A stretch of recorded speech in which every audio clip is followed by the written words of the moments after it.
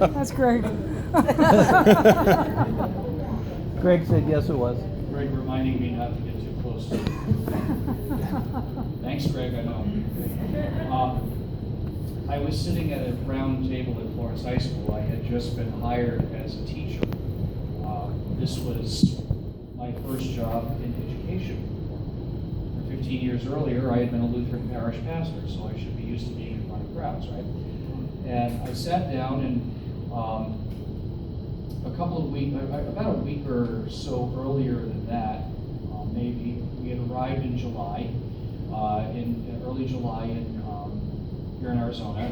My wife had been hired by Mrs. Pike to be a teacher at Copper Basin, and so we went over to Copper Basin to meet her.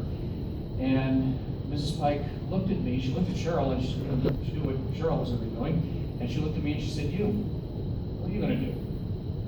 I had no job when I came out here. I said, I don't know what I'm going to do. And she said, why don't you work at the high school? I had 1.5 million reasons why I would do this. And she said, there's even a guy that lives in your neighborhood that you can commute with. His name is Gregor H Bittick. He used to be here, and now he's teaching theater over there. I'm like, okay. So, I did what the boss told me to do, and, I guess the rest is history.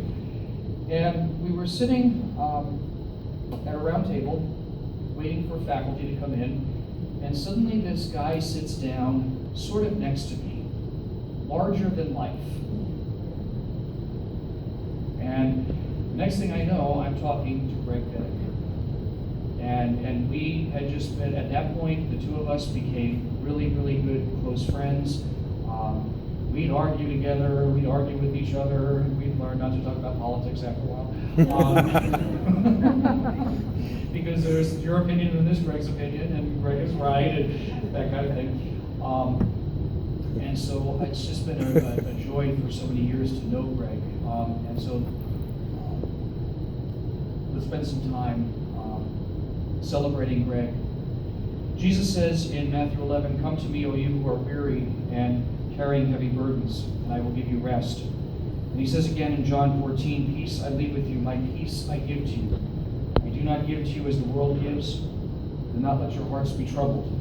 Do not let them be afraid." Let us pray.